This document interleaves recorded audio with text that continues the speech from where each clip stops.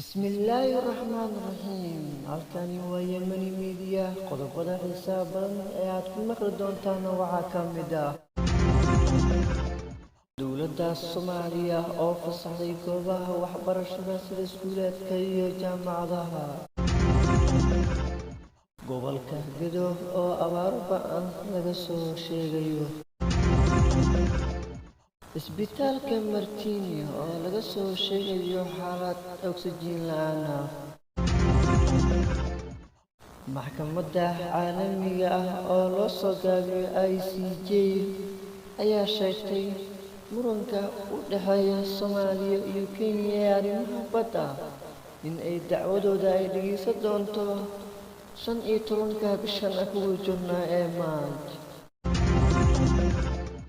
maamulada Jubaland iyo Puntland oo weli diidan in ay ka soo qayb galaan shirka uu cilaamiyay madaxweyne Farmaajo.